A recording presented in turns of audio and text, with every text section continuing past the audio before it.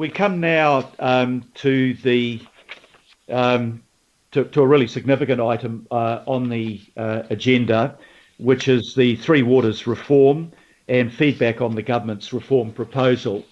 I don't intend to repeat everything that I've said on many occasions to councillors on this, and we've had a number of workshops and all councillors meetings.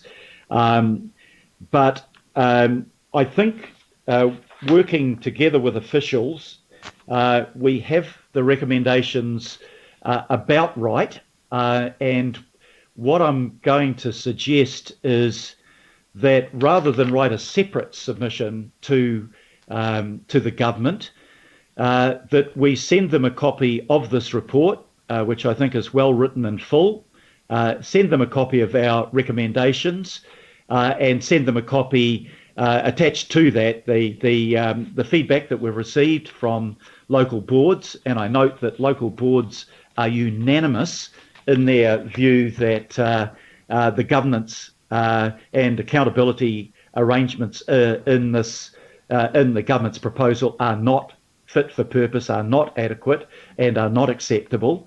And also the submissions we've received from the Mana Whenua Kaitiake Forum and the IMSB. Now, the Mana Whenua Forum and the IMSB both have realised very quickly that the so-called co-governance that's promised there is co-governance with no power at all, no power to them and no power to us as the representatives of the owner of the assets. They may have a different view from some, maybe many of us, in terms that they would like co-ownership and co-governance of the assets. And I believe that there's got to be an important role for Mana Whenua, and I believe that it's appropriate that there's governance by Mana Whenua over things like lake beds and riverbeds. But what we're talking about here is what by the end of this decade will be $20 billion worth of assets paid for by Auckland ratepayers. And that's why in the recommendations you'll see that we are saying to government that we, on behalf of the people of Auckland, all of the people of Auckland that have built up these assets, are not prepared to relinquish control or ownership over them. And I think that that is an important point. What I've done also is talked with the other metro mayors, and there is quite a concurrence of views, including from Hamilton, and I've just received a letter from the Mayor of Hamilton yesterday. She was originally pretty much in favour of the reforms without qualification. They have now come back with a much more nuanced letter saying, as we do, we're in favour of the intention of the reforms. We're happy about water quality regulation and economic regulation. We're happy about the need for larger scale units that can achieve economies of scale and the benefits for procurement, etc., and professionalism, but not happy with the government's arrangements. And I'm seeing that more and more across councils across the country. I'm getting some feedback from government that there has been a little bit of movement. I don't want to exaggerate that until I see the details of it. I am hopeful that they will realise that there is quite a strong level of opposition, not only across councils, but across communities, that whatever the merits, and there are significant merits in the government's proposals, those merits don't extend to removing accountability and responsiveness to the communities. And, you know, sorry to sound like a broken record, but that is the critical issue in the recommendations. And recommendations C, D, E, F, G, and H all cover that point. And I think if I can address this to Councillor Walker, who was looking at whether an amendment might be desired, and I think Megan is replying to you, Wayne, I think we've covered that pretty much in D, F and G, what you're proposing. So if you're happy to accept that, I would really like, there's some amendments to the recommendations, and I sent those to councillors yesterday, relatively small, just noting the origins of this, that we've been asked for feedback from government, identifying areas of concern and suggesting any improvements, and highlighting at the end, and this was a point made to me quite strongly by Councillor Simpson, that, whatever happens, we are going to be consulting on what the government's recommendations are. I don't care even if the government were to mandate their new proposals. It is vital that when we respond to any government legislation that might arise from their policy positions, that we have a mandate from the people of Auckland by consulting with them. And my view is that that consultation would be pretty similar to any major amendment that we have in our long-term plans. We would be taking submissions from the people of Auckland. We'd be doing polling of the people of Auckland through a professional independent pollster to ascertain their views.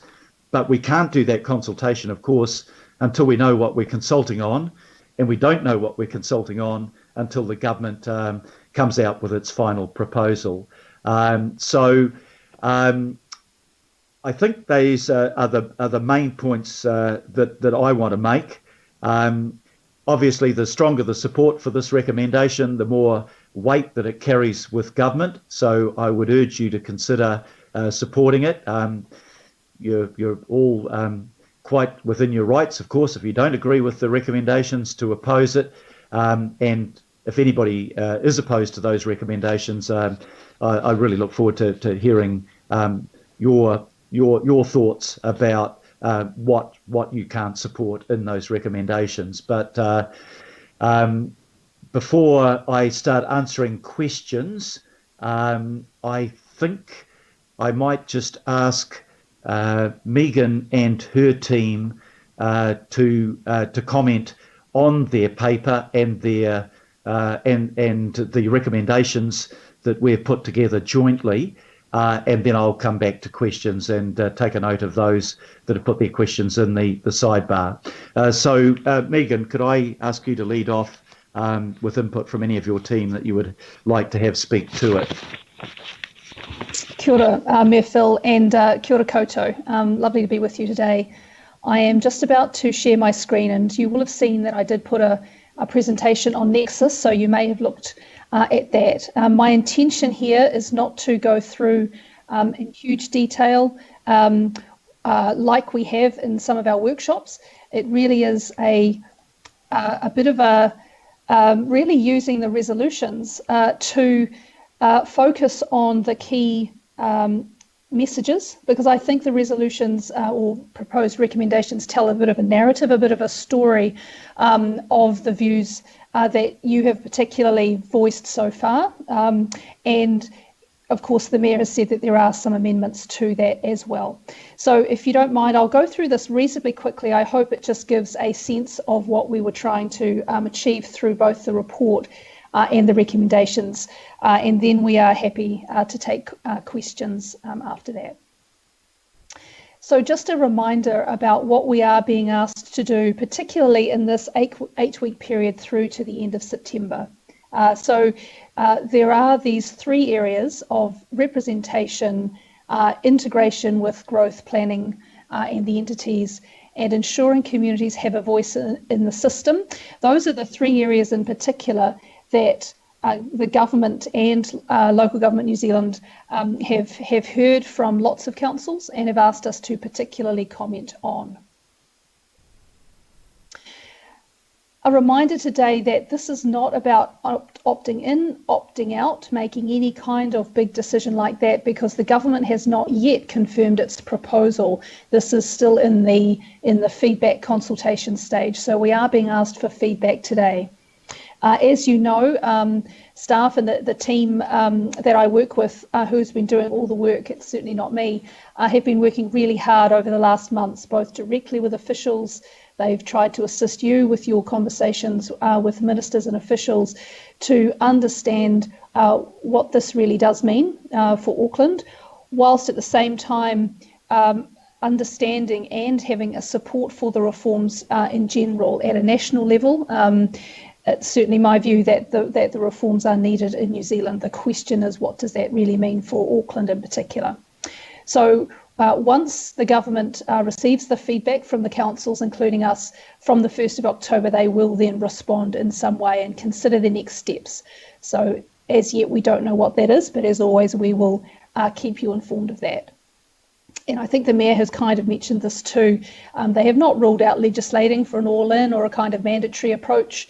Again, that decision will be made by them, presumably, sometime after October. Just a reminder to you what we've been doing with you and with others. We have been engaging with local boards and mana whenua, and of course yourselves in a number of workshops. We've been working directly with the Department of Internal Affairs on exploring these alternative mechanisms and some of the challenges and concerns we've had. Local Government New Zealand, we are involved both at a political level with a number of you and at staff level. The workshops, as I've said, with you, meetings with ministers. And as I said, the resolutions really reflect the feedback we've received from you, but are also a staff view. And so we have put the resolutions up as we would write them as staff, and there have been some amendments and others that you'll talk to that you may wish to put up as politicians. These next few slides are really just trying to do a very brief summary. It's not intended to cover all comments. I know you will have read the reports and appendices on this, but this is really from our local boards and our mana whenua and IMSB colleagues. So in terms of local board feedback, there are appendices to the report. Appendix D is a consolidated report, and then there are a few specific sets of recommendations that follow that in appendices E, F and G to the report. But as the Mayor said, there is support for the national need for reform across the board, strong supportive role of mana whenua, similar concerns as we've all been talking about, the representation of Auckland and Aucklanders in it, and loss of local accountability, democratic accountability. Stormwater has always been a question because up until Monday, actually, which unfortunately was after the agenda was prepared, the government has finally released its technical report, and I'll go into that into a little bit more detail later on, but that's always been a question. The Independent Māori Statutory Board has also provided feedback, and again, that is appended at Appendix H in their report. And again, this was not to try and summarise everything, but again, there was support at a national level for the reform, strong support for incorporation of te tiriti and the principles and the concept of te mana o te wai. Adequate resourcing of Māori to participate is a really important part, and there was certainly again some concerns around clarity of role and representation of mana whenua in these entities, and the role in the governance part of the entities as well. Mana whenua feedback, we've just received that just a couple of days ago. So again, that's attached in Nexus as a separate item, and I think it may also have been emailed to you. So the Kaitiaki Forum again has supported the intent, again welcomed greater recognition and role of Māori and iwi in it, and have a number of concerns around the governance and representation, roles and responsibilities, and how all of this fits into other reform agendas on the government, particularly around water and rights and interests elements there. They also made some commentary as well on Entity A, which would be Auckland North, and the number of iwi in that area, and how representation could actually work as a whole entity. Right, so look, I've just got a few slides where I really just wanted to flow through the resolutions. I don't intend to explain them all. I hope that most of them are self-explanatory. But again, I think it does tell a story through what we're trying to achieve for you. So Resolution B is very clear that there is support for the reforms and that it is that reforming the water sector, there are real reasons and benefits to doing so. So this really does take a national view in terms of this resolution and sets out a number of the areas that there seems to be broad agreement in the benefits of having water reform in New Zealand.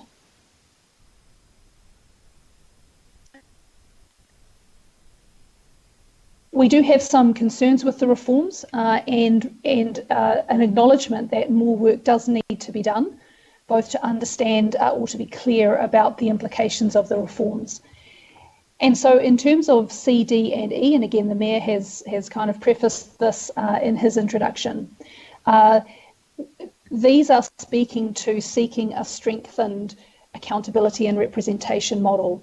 So currently the governance model and kind of entity structure is very complex and in our view overly complex. It doesn't reflect Auckland's size, asset levels and democratic institutions. Ownership on paper doesn't mean anything. There's no meaningfulness in that in terms of any real ownership. Nothing around accountability, direction setting or democratic representation of Aucklanders' needs. And of course, as the Mayor has mentioned, you have spoken to and communicated with the Minister and through your officials and into DIA for some months on your concern around the governance and the opportunities there are for alternative governance models that actually provide for some real community and democratic accountability as part of that. And E, of course, just says we wish to continue to work with the government on these matters. Following on, again, the talking to the fact that Council can have a monitoring role in these entities and that water is such an important part of quality of life for current and future Aucklanders and that any arrangement then does need to work at the strategic level where Council will still have significant and the ultimate responsibilities around setting direction for future development and investment and having this entity at arm's length or almost no length at all. How does Council continue to do its role in that future development, that quality of life, that placemaking, whilst working with an entity where there is not that level of direction that they would be able to be provided. And again, there's more work to be done around that matter. Auckland Council, in terms of Entity A, will contribute 94% of assets, 91% of revenue, 97% of debt, and over 90% of the population. So we are the large player in that entity. And you have raised questions about our representation on that. Resolution I, again, is again the idea of the transparency and democratic accountability that we have as a council and that Aucklanders always know that they can get information from us and provide their views and that we will consider that and respond to them. So the idea here is that the new entity should have similar levels of consultation requirements or principles for consultation like that are set out in the Local Government Act around things like providing information, being transparent, having the opportunity for Aucklanders to respond to change or change proposals and have those heard and considered in an open way.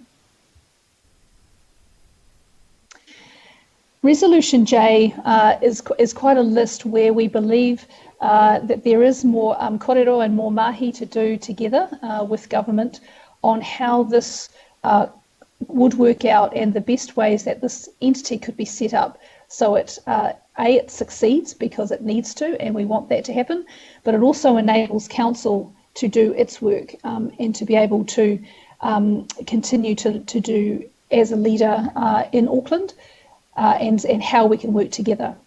So just again, really briefly on each of these, you've heard both from our mana whenua partners in IMSB as well as commentary around the table around clarity of that role and representation of mana whenua in this entity. I know I talk to you quite a lot about the huge number of reform that's going on across the nation, and so this, along with all of the others like the resource management reform, local government reform, freshwater reform, how does it all fit together? And I know that staff in the organisation and myself work really hard with all the other ministries that are doing all these other reforms to try to bring it together and that they can consider what all of this means across the other reforms. So that's a bit of a work in progress, and it's certainly not answered yet. Local planning process. Again, we've talked to you about this. How does council ensure that we are working together with this entity, we're working to the same plans in the same direction across the long term, and how does council ensure that the investments that the water entity do line up with our investments and vice versa? Really critical issue. It's hard enough to plan for growth, as you all know.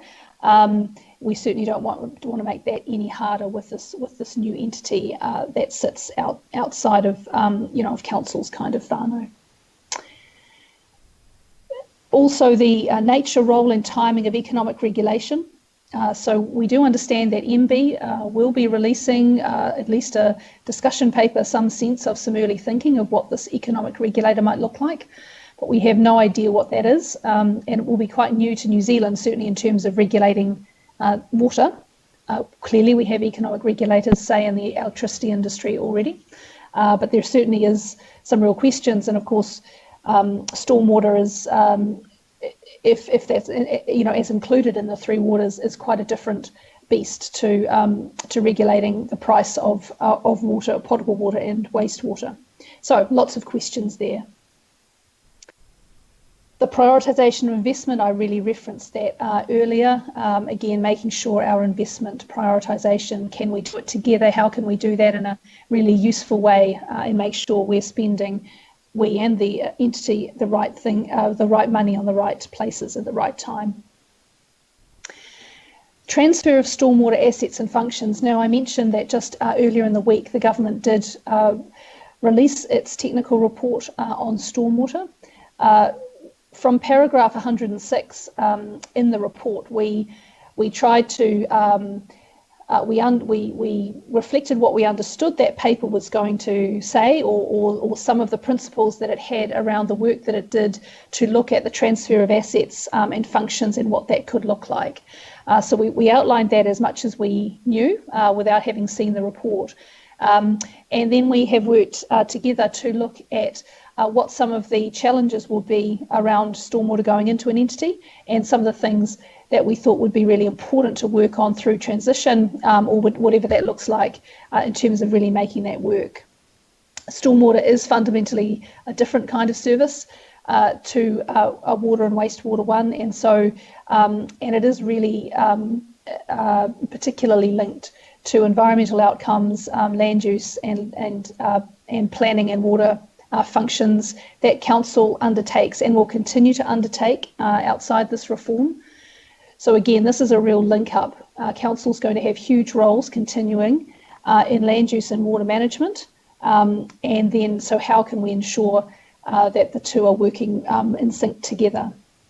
So while we haven't been able to review the government's paper in time to provide you specific advice on that, I'm confident that our recommendation stands in the sense that there is a lot more work to do to understand what that could look like, the what, the how, the when, and it may be, depending on the government's decision, that we provide you with some specific advice around that. But otherwise, we're reviewing that paper, and we'll keep working with you on that. But at this stage, certainly there's more work that needs to be done. We then just quickly go into 7 here that talks about clarity around the process for opting in or out. Again, the government's going to need to provide us that. And in terms of the package of funding, if you recall, I think it was a couple of months ago, I can't quite recall now, the government announced about $2 billion across, 2.5 billion, I think it was, across the nation for some no worse off, so that no council would be worse off through this reform taking place, and that was about $500 million. And then that all councils would be better off, so opportunities for some investment into the community, and that's about $2 billion. Auckland was allocated just over 500 million of that 2 billion. And so all we're saying here is we just need to be clear about any conditions or requirements attached to that package of funding, what that could be used for, and also when that money might come on stream. Also acknowledging that that money is broadly brought partly by government as providing that, but also the entities that will come out of their balance sheet, so effectively debt on those entities will be paying for part of that that money. And then lastly, in Resolution J, the transition arrangements, which there is work being done already on transition. The Department of Internal Affairs has set up a team, and certainly Watercare and Healthy Waters, I know, are considering transition and starting to work through some of that from as operational teams. And again, acknowledging there needs to be a lot more work over possibly a couple of years, or however long the government decides that this will take place before reform really kicks in. And then just the last slide and the last 3 recommendations in your report, which doesn't acknowledge the additional recs that have come through the chair. Again, we are saying here that local authorities still need to be able to make that final decision to opt in or opt out, as opposed to making it mandatory. We note the letter or the submission that we'll provide the government, as the Mayor outlined in his introduction, and again just making the note that we didn't have all the information around stormwater before we were able to finalise the report. Mr. Chair, I'm going to leave it there. I hope that wasn't too long, but I also hope that shows a bit of a narrative and reflects the information we put in the report. And I hope that's helpful to steer questions. And I'm in your hands, Mr. Chair, on any questions. Thank you. Thank you very much, Megan. No, that was very good indeed. Look, just before we move to questions, there's a long list of them, and this is obviously an important issue. So 28% of our assets, 25% of our expenditure. It's a critical function of council, so we'll take the time that we need over it. I just want to clarify where the recommendations are at. Now, the question was when they were sent out. Sorry, I'd asked for them to be sent out last night, but apparently they went out at 7:57 this morning. They are not, the original amendments were not huge, but I'll just run over them to make sure that everybody who might not have read their email have got it clear. So with the chair's changes, added A, which says, note Auckland Council has been asked for initial feedback on the government's 3 water reform proposal, including identifying areas of concern and to suggest ways to improve what has been proposed. Recommendation F simply adds after the local, as provided under the local government, Auckland Council, brackets Act 2009. The amendment to recommendation H is a significant one, which adds to what was already there. Agree that the governance arrangements of any water services entity that includes Auckland reflect the proportionate investment in the assets made by the people of Auckland and the proportionate size of Auckland's population. And I've added, resulting in Aucklanders, through their elected representatives, maintaining majority control over their assets and service deliveries. And I've got another suggestion here from Councillor Darby that I'm happy to add into it, which is at the beginning it says, agree that the governance arrangements of any water services entity that includes Auckland reflect the proportionate investment in the assets made by the people of Auckland. He wants the word liabilities added in. That's fair enough. That should be there as well. We come to J. There's another amendment by Councillor Darby that I'm happy to accept with a slight change. It's under J6, which was H6, and that says these are things that we're seeking further engagement and information on. And 6 relates to the transfer of stormwater assets and functions. And the change is that Councillor Darby wants to add is to talk about the benefits and disbenefits of stormwater integration. So what I'm suggesting we change that to is the benefits and disbenefits of stormwater integration and transfer, because there are 2 issues there. If the government decided to do this and to do it with freshwater and wastewater, there is a question of the implications of the transfer of stormwater as well. But there's also the question that we're looking at separately with water care at the moment, is the benefits and disbenefits of integrating stormwater with the freshwater and wastewater functions of water care. The other, there's just the word initial is added in the new L and M that you've got that's on the screen. And then actually, sorry, I want to come back to L. Delegate to the mayor and deputy mayor. I'm happy. The couple of councillors have suggested that we put Linda Cooper on as our liaison councillor. I'm very happy to do that, and Richard Hills on as the chair of the Environment Committee.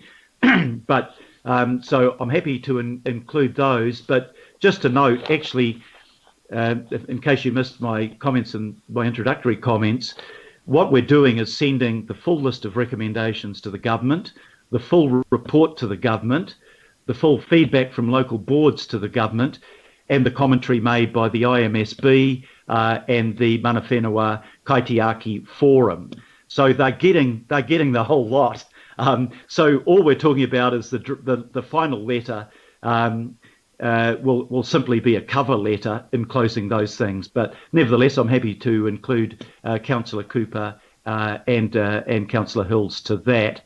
And the final thing in the amendment that was sent to you this morning was agree that when Auckland Council has received from the government its final Three Waters reform proposal, the council will consult with Aucklanders on this proposal to inform the council's response. And I regard that as critical. A change of this nature requires absolute and thorough consultation with the people that we represent. So that covers the amendments. Just in regard to Councillor Wayne Walker's suggested amendments, I'm ruling those out because they are already covered in the recommendations, but Wayne might want to talk to that. He says the first one is request that alternative governance and financial models be explored for Auckland that achieve most of the government's water reform outcomes and that retain arrangements similar to the present CCO and ownership model of water for Auckland. That's covered explicitly in recommendations D, F and G.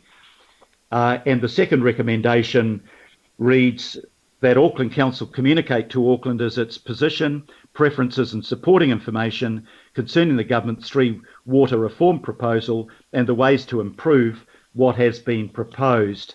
Can I just remind everybody that these recommendations, this paper and its attachments are all in the public arena, that this is an open session now that will be being covered by journalists, and that we will, of course, be responding to queries that are made around this should these recommendations go through at the end of this meeting, I'm sure there'll be interest from the media around that.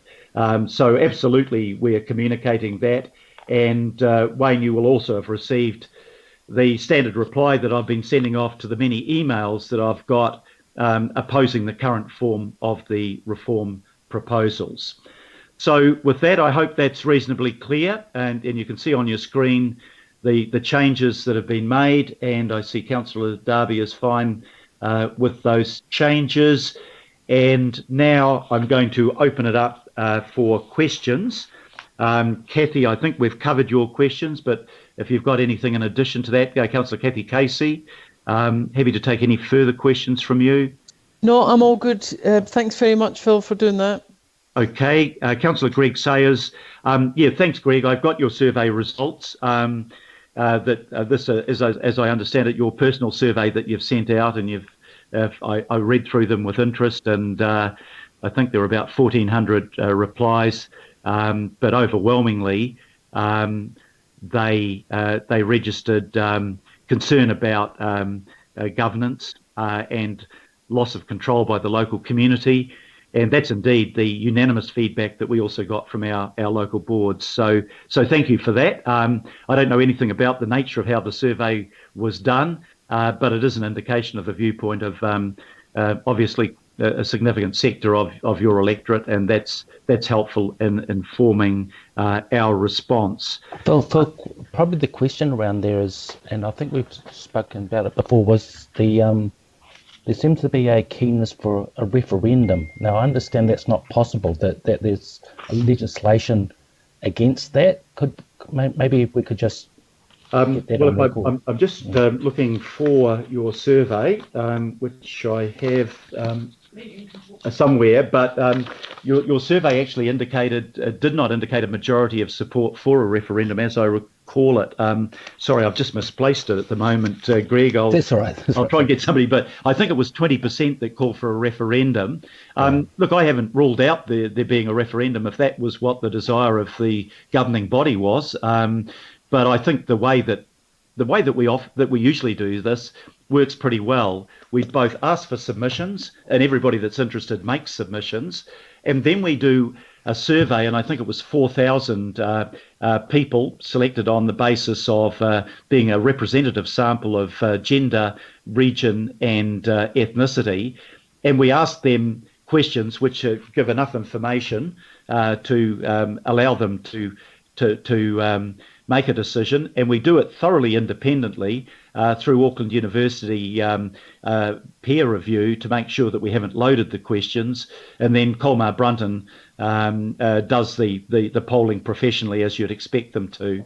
But I did find your survey interesting and valuable, and I imagine if you haven't already done so, you might wish to circulate that to other councillors, Greg. Okay, thanks. But look, can I also just very quickly acknowledge Megan, the work that she's done, an outstanding job, and I really support your recommendations, Mr. Mayor. I think Watercare is delivering very well against what the government wants to do. So, as this thing progresses, it will be interesting to see how this transpires, Mr. Mayor.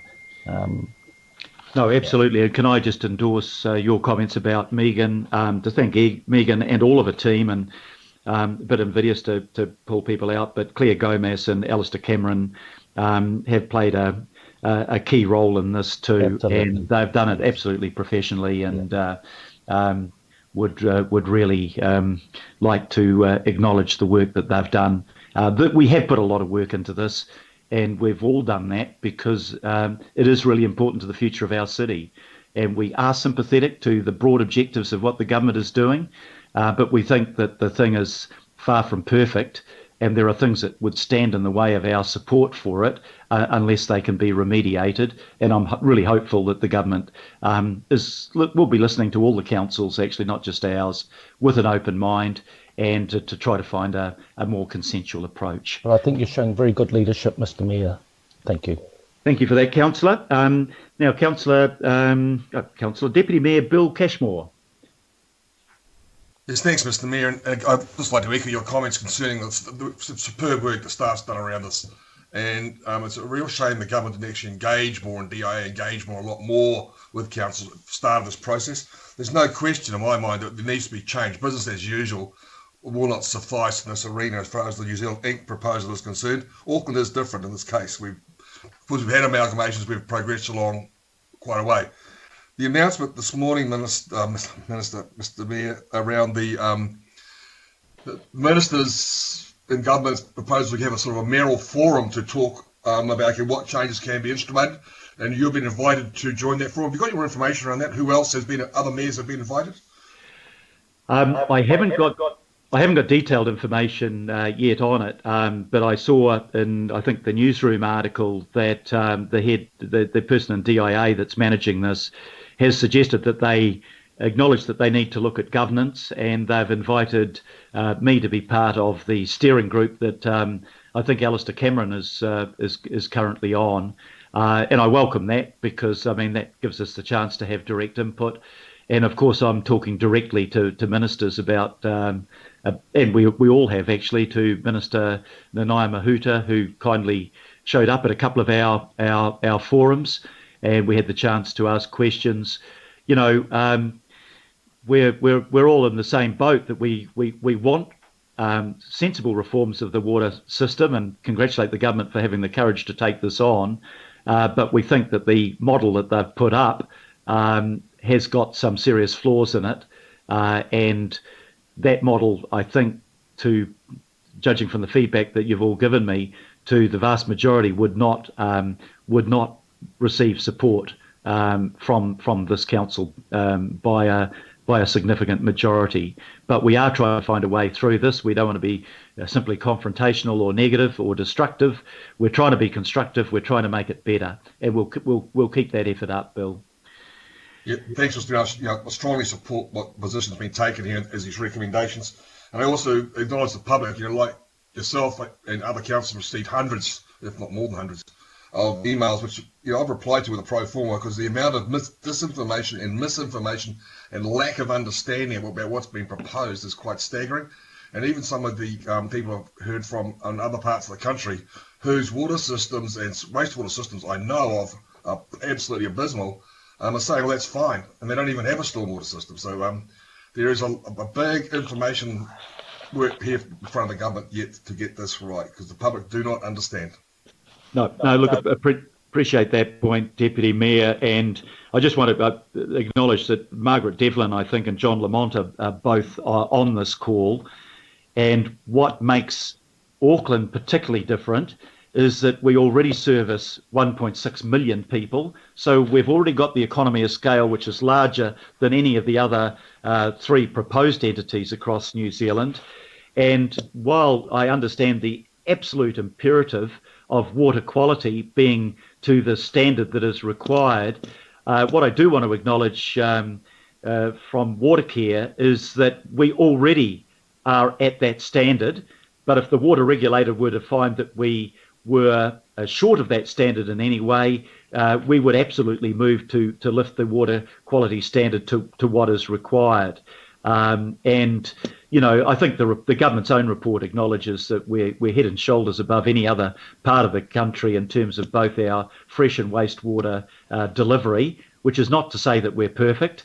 Of course we're not, but we're also not liable to the accusation that somehow we're not investing in water, because all of us in the document we've just passed earlier this year moved to put another $11 billion worth of investment into Watercare over the coming decade. So, I think there's some really important things there. Now, just coming to questions, Councillor Wayne Walker, a chance for you to raise any questions, but I think if I can give you leeway also just to comment on my ruling on your amendments as well, if you choose.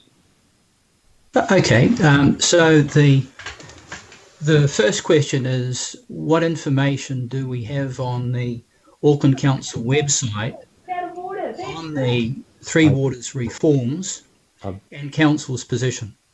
Is there any information there? I'm sorry, I've just I was distracted for a moment. Then Wayne, is that Okay, directed to who? I'll repeat the question. And could you tell us who it's directed to? Well, Megan may be able to answer it, or someone in communication. Okay, yep, no, that's good. Thank you. So my question is, what information is there on the council's website on the Three Waters reforms and council's position? Well, I suggest that this document that you're looking at right now in front of you is now on our online and available to all members of the public and to all journalists, and it is the fullest and the best, the most comprehensive outline of our concerns about this reform that will exist anywhere in terms of our documentation. But Megan, would you like to add anything to that? Thank you, Mr. Mayor. No, I won't. We have not done any particular consultation or anything with Aucklanders at this stage on it. So you're right, it is these public documents that are there. Thanks. Through you, Mr. Mayor, the following question is, do you think that we need significantly more information to inform the public about the Three Waters reforms, and especially council's position and the supporting information underlying that position? And the reason I ask that is because at this point there is no information there. Well, I'm sorry. You didn't listen to my last comment. This whole document, how many pages is it? It's an extensive document. It's over 100 pages long. Is all there. Can we consult with the public yet on the government's final proposal? Not until we have their final proposal. But you will have seen endless comments from me in the media about the concerns that I know that you share with me about where the shortcomings of this reform proposal lie, and there will continue to be, and it will reach a much greater intensity, a debate around what we're trying to achieve and the best ways of doing that. This is now in the public arena and will continue to be so. But for the first time, we've got 100 pages of our response to what the proposals are, where we think the shortcomings are, and what the alternatives might be. Okay. So, I think that's pretty full. Through you, Mr. Mayor. Please, Councillor. My question is, then, what is accessible by way of a Google search that enables Aucklanders to find information around council's position? I guess anyone that searches it online will come up with this document and be able to read anything in it. But maybe I'll throw it also to Megan just to make sure I'm not missing anything. Thank you, Mr. Chair. I think it's really important to understand, and this has been our advice to you, that at the moment we have a government proposal. That is all we have. We are currently in feedback mode in trying to understand what that government proposal is, and there are still lots of gaps of information, but also more work that needs to be done. Until there is a clear and final government proposal, at the moment this is a kind of a draft proposal for feedback, until they make their decision and their clear proposal, then there's an opportunity for council to take a position. At this stage, we have, I guess, as the Mayor has said, this report is as much as a position as council can ever take, given where we're up to in the process, the nature of the government's proposals, draft proposals at the moment, and the fact that we're waiting for the government's really announcement or ultimate decision post this September period. If it will help, Councillor, I'm happy to send through to the media. We will draft the covering letter to this, obviously, but to send the link to all members of the media so that they're fully aware of what our position is. But as I say, the media will be attending this meeting online, and they will be aware of all of the information that all of us have currently got in front of us. I think my question is, given the huge importance of this issue, do you not think it's important to have an item on the council's website, and I don't mean in an agenda item that is often not searchable, to inform Aucklanders about the Three Waters reforms and Auckland Council's position. The other question that I would ask that relates to this is there anything on the Three Waters reform site that indicates that? And I would suggest the answer to that also is no. I think the simple way of doing this will be that we will have an article in our Auckland that will make reference to this doc. It will both cover the critical points that we're making to government, and it will make reference to how they can get further information about it. I think that would meet your needs. I hope it would. And my second question is, has Auckland Council requested of the government that alternative governance financial models be explored for Auckland that achieve most of the government's water reform outcomes and that retain arrangements similar to the present CCO and ownership model of Water for Auckland? Have we requested that of the government?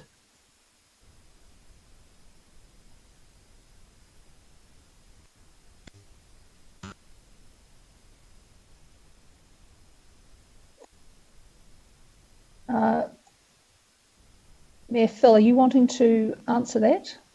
Oh, sorry, I found my controller had muted me and I hadn't realised it. Wayne, as I've said before, if you read recommendations D, F and G and then go on to including the changes in the recommendations that were made and go and look at the other recommendations that run from C right through to H, that covers all of your points. That is what we're asking for. You're asking us to ask for what we're already asking for. Mr. Mayor, I see the word agree. I don't see the word request.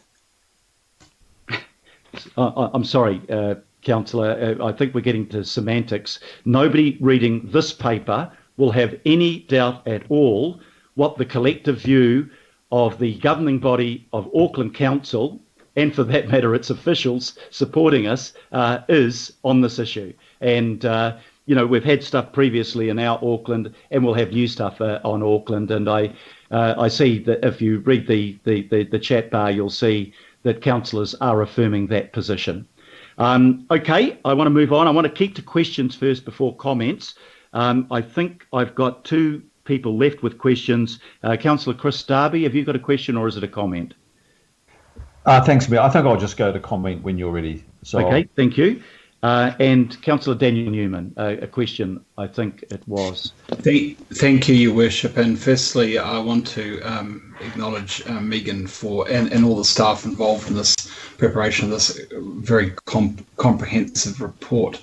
My question actually, I've got a couple of questions, and it's actually in relation to gaps as I see it. I want Ms. Tyler to comment on where the Papakura's Veolia franchise agreement would likely sit in the existing ownership model. When I look at recommendation C, presupposes democratic accountability and direct control of assets, and H, Councillor Darby's amendment presupposes the elected representatives maintain majority control over their assets and delivery.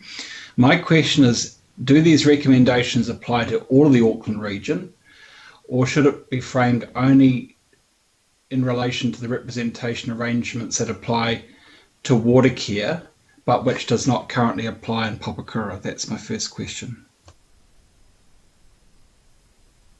Thank you, Councillor Newman. The reform will obviously apply to all parts of the Auckland region and whatever contractual arrangements Auckland may have in relation to the current services that are provided. And clearly, without going into detail, the other contractual arrangements that are not water care, that might be others, and there are others as you mentioned, will be part of the conversations around transition and what that does mean. I'm not in a position to give any more detail because those conversations haven't happened, but we've raised it quite specifically with the DIA so that they understand that there are different arrangements in the Auckland region, not just water care. Does that answer your question? Megan, it does, but it follows on to my next question, because you see, for me, the Three Waters reforms provides an opportunity through through what government is proposing and its balance sheet and the power of the Crown's reforms to address the future of the management franchise in an area of Auckland that will experience the single largest concentration of greenfields growth anytime soon. What I am unclear of is in pushing back against those reforms as some sort of what would a status quo or a hybrid of a status quo model based on water care mean for that part of Auckland which is not currently managed by water care, because it's not covered in this paper. Yes, look, I understand your point, and you're right. It hasn't been specifically dealt with. I mean, I'm a status. So if the reform either didn't go ahead, or Auckland wasn't part of it, or something like that, the status quo as we know now wouldn't occur anyway, because there would still be regulation that would come in on top of whatever those water services provision would be. So I think regardless of whether or not we've specified all of the contractual arrangements in Auckland, the mere fact that there will be regulation of some description on water suppliers, there will clearly be something different from what we have now anyway, will probably mean that change will occur at some point anyway. I guess you might then have a follow-on question or thought about, do the recommendations need to be any more specific? All I can give you comfort on is that it will be a matter of discussion, and it will be dependent really on the decision that the government makes ultimately post this September period on what their proposal is, and therefore really what happens with our response and or the government's decisions that it makes. It's probably not entirely answering your question. I don't think we can answer the question, Councillor, because you put the question yourself directly to the Minister and you didn't get a clear reply, as I recall. It was noted in subsequent communication from the Minister, but I don't think they've made a specific decision on that. They are still working at a higher level around some of the principles of the reform. I don't think they have made a specific decision on what the place, somewhat anomalous place of Veolia might be in the future. Okay, Your Worship. Well, look, I'll curtail I'll stop my questions there, but I would like to make a comment, because it really influences my thinking around aspects of the reform. So a comment, please, at the appropriate time. Okay, thank you very much. We'll come back to that when just to let other councillors know, I've got Richard Hills, Desley Simpson, Chris Fletcher and Linda Cooper with questions still. If I haven't got you there's been a lot of chat on the chat bar, which makes it a little bit hard to follow where the questions are. Okay, no question from two of those, from Desley Simpson, Linda Cooper. So I'll go to Richard Hills and then Chris Fletcher, and then we'll come to comments. I had no question, just comment, and I think Chris was first a while ago. Thank you. Fletcher. Okay, I'm sorry. I'm trying to listen to the conversation and read the chat bar, and there's a whole lot of stuff, so it disappears off the top of my screen. Councillor Chris Fletcher, sorry if I missed you out. You've got a question. Thank you, Your Worship. May I say how pleased I was early this morning to read the recommendations that have come through, and one of the things that pleased me most, and I was actually going to put up as an amendment today, was the need to consult with Aucklanders on this matter. So, and I've got some specific questions I want to put to Megan around that, and there's a couple of other matters. Putting it into context, while acknowledging the government has a large majority and can put legislation through, and as Daniel Newman has said, it frees up the balance sheet and all of those positives. There's negatives here that have been alluded to in terms of the comments made around integration. Right now, We've got huge reform taking place with RMA, national policy statements, and so forth. And where does it all fit in the package? So the first question, Megan, is in the work that you're doing with government officials, has there been any acknowledgement at all of the enormity of all of this reform and how it's going to sit in terms of integration at a time when Aucklanders have been carrying the lion's share on COVID response? So is there an awareness of that? Thanks, Councillor Fletcher. Look, there certainly is an acknowledgement at our end, as you know, because you're one of the councillors that continue to remind us of it, and we talk, with you as council about it. In terms of officials, they do acknowledge it, but they have a huge workload, and they are directed by, what their minister and the kind of reform program needs them to do, and so there is a bit of a disconnect and a real challenge in order to link all of this up. It would be, everybody would agree with that. So is there any capacity, in terms of the recommendations that are being put up that go a long way to meeting the concerns that I've had with the, notwithstanding the comments that Daniel has made with the Veolia issues, I wonder whether we should be making some comment in terms of pushback or just realism that, most Aucklanders are just trying to survive right now. And in order to be able to respond and understand the enormity of all of these changes that are coming their way, whether in good conscience we should draw it to their attention. So is there anything in an official sense, Megan, you can see that we could do further today to help create better understanding on that? It's a really great question. Look, off the top of my head, I'm not sure that I have a solution for you, but I'm certainly. We know that we will be consulting. So whether we'll be consulting on this Three Waters reform, it's likely, clearly based on the chair's recommendation. But whatever the government decides, we'll certainly be talking to Aucklanders a lot anyway in the next year on things like the NPSUD, Urban Development National Policy Statement. So there could, I think it's a good challenge to create opportunities to perhaps be a little bit wider and make sure that Aucklanders are aware of everything that's going on. Leave that with me. I appreciate the challenge. Yeah.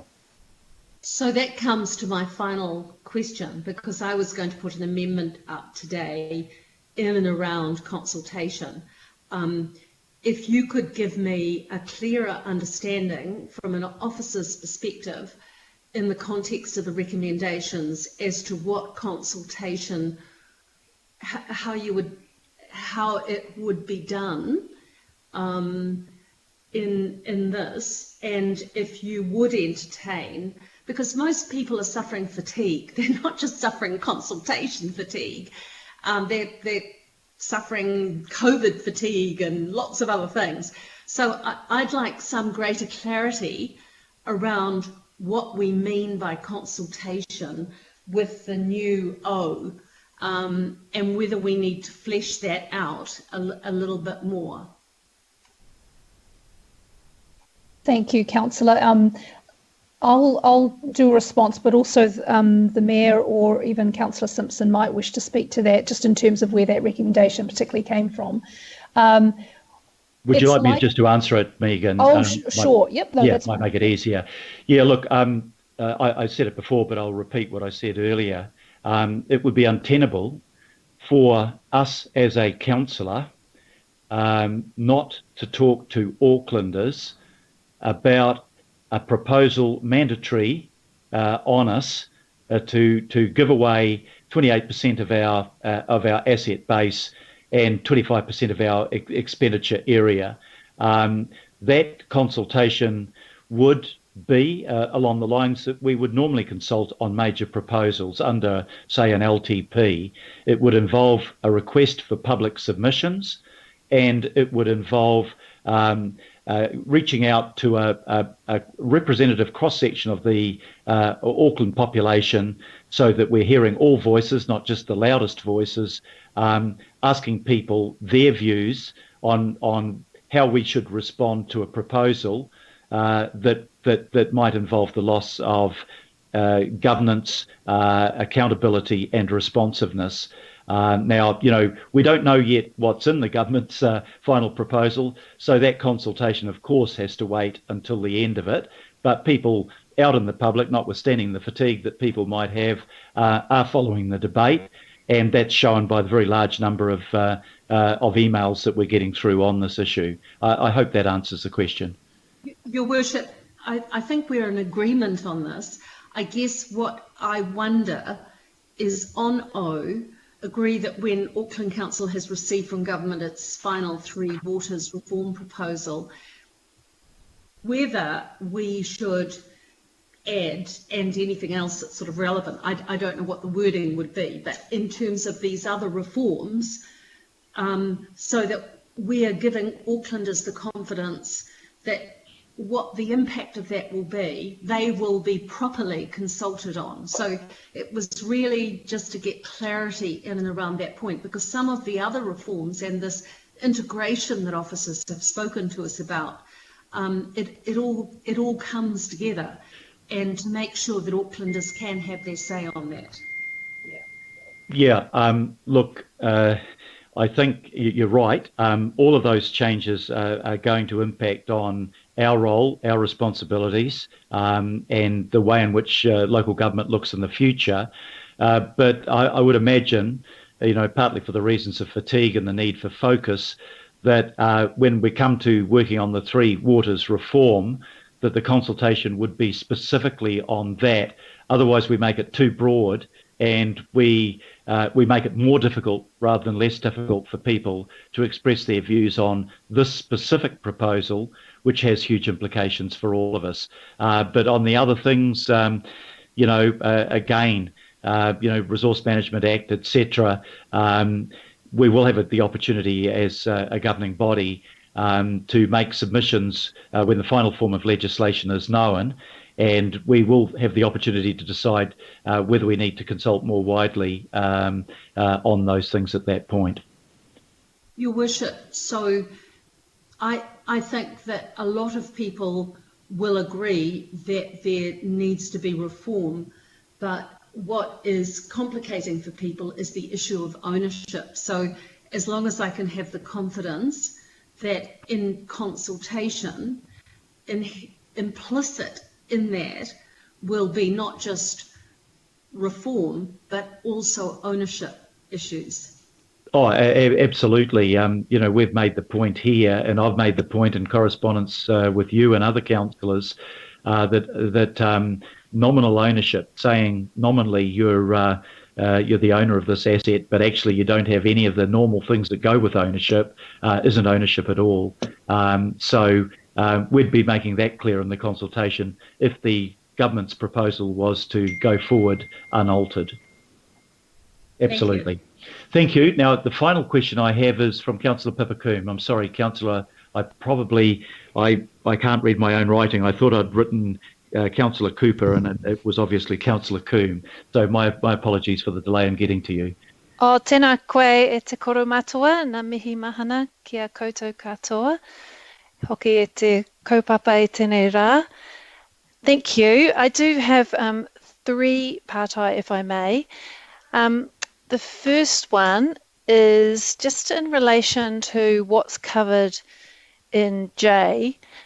In the report, in the climate impact statement, it does signal that the reforms, the proposal with the reforms, it's really not clear how it will include building resilience to natural hazards and climate change, which I think is a very valid point. And I must say that overall in the report, there's lots of really good detail. With the climate impact statement, it is a little bit on the light side, and I would have liked to have seen far more in the context of our climate plan. But given what's there, I mean, I think that's a very valid point. Megan, I just want to make sure that that is going to be captured. You feel that that is captured in terms of what we need to seek further engagement and information about? Because it's not clear to me that we've really covered that very well in Jay. And I understand, Mr. Mayor, you're saying we're going to send the whole report, but will that be fleshed out in the feedback? Thanks, Councillor Coombe. Megan. Yes, thank you. So, look, I'll certainly make sure that that is part of the conversations, and we have certainly been touching on it with officials. But I think really where this is going to become very clear is through the regulation, particularly the environmental regulator. So, and again, it's a little bit like Councillor Fletcher's point about where all of these things connect up to each other. So both under the resource management reform, the climate act, or the climate changes that are happening, but also the environmental regulator is going to require certain outcomes, particularly around whether it's resilience and climate change as well. And of course, Auckland Council will continue, no doubt, to focus its plans and regulations around the climate impacts as well. So for me, it becomes one of these bigger, how do we all set all this together? But I do see that the regulator will be quite clear on the entity that there will be outcomes they'll need to achieve in terms of climate and resilience matters. Thank you. So I am hearing that will be comprehensively covered in our feedback. Yes. Yep. Yeah. Great. Just sort of going to that, just in terms of what's covered in J as well, and in our feedback. I mean, I think where we're starting from is in recognising our obligations under the treaty and our partnership role. And you talked too about inclusion of the Manawa o Te Wai statements, and that's an issue that the Kaitiaki Forum have raised as well.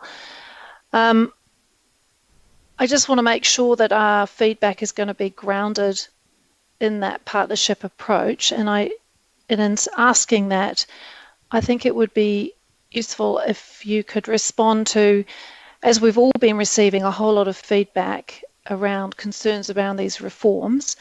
Some of that is very genuine and covers the points that we're making in our feedback. And I must say that it's really excellent how this has come together. And I add my support for where this has landed. I do think this is a fantastic piece of work and thinking and leadership from the Mayor. So thanks all round. But in terms of, I mean, I think we've just got to confront that, and the Deputy Mayor mentioned this as well, there's a whole lot of misinformation. And well, I'm sure we've all been receiving many emails that are kind of the dog whistle emails that are around that this is just about giving power to iwi, and that this is about giving Māori a veto over the new governing arrangements, and it's a takeover for future rights. I mean, that's just a little snapshot of some of that feedback. But can you please just provide a response to what's been raised about whether this is actually even a very good deal for Māori iwi? Can I have a crack at that one first, and Megan, you feel free to come in. Look, both the Mana Whenua Kaitiaki Forum and the Independent Māori Statutory Board have figured out very quickly that the regional representative group exercises no power at all. So 50% of no power equals zero, and therefore they're not much impressed with what's actually being on the table. To be actually honest about it, the IMSB obviously has far more influence under our current situation, where they make up a third of the appointment panel of the people that we put on the Water Care Board. I think there's very clearly a role and a significant role for iwi there. IMSB also makes the point that Mana Whenua is only, it's actually a small percentage of overall iwi living in Auckland, and they say, well, what about Mata Waka? How are they involved?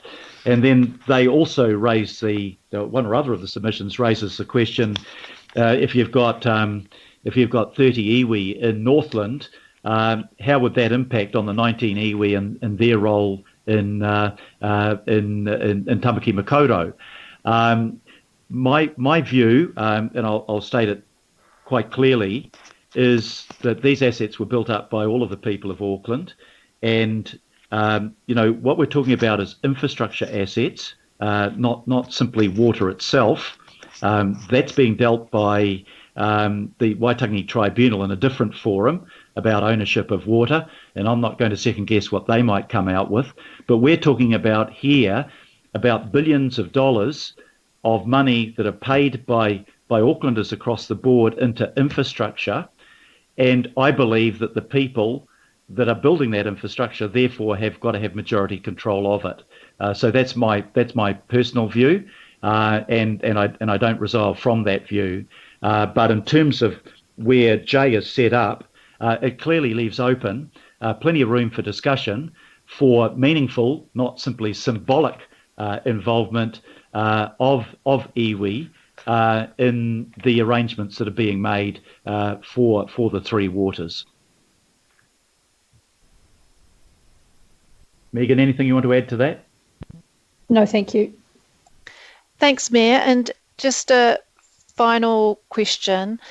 I think hopefully this will put Councillor Walker out of his misery, but in terms of a comms strategy, is it just not the case? I mean, the Mayor, you already said that there would just be an Our Auckland article. It would link to these recommendations. It will provide an overview of where we land today with comments from you. That would be a standard comms strategy, and it would be searchable. You'd find it on Our Auckland, but maybe this is someone confirmed that is what's proposed. I know you've said that, Chair, Mayor, but it would be good just to know that there's someone following that up, and that's what's going to happen.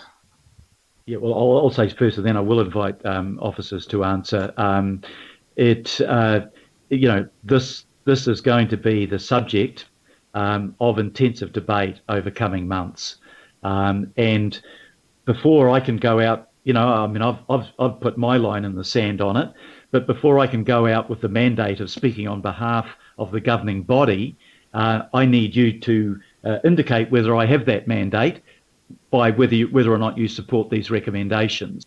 And these recommendations, the stronger the support I get from councillors for it, the stronger my position with regard to negotiating with government, but also the clearer our position is in terms of the news media and how they report that position to the wider public.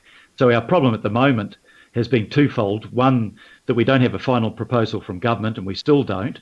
But two, this is the first time, notwithstanding the workshops that we've got and the correspondence and the discussions I've had with all of you, so I think I've got a pretty good idea of where you all stand.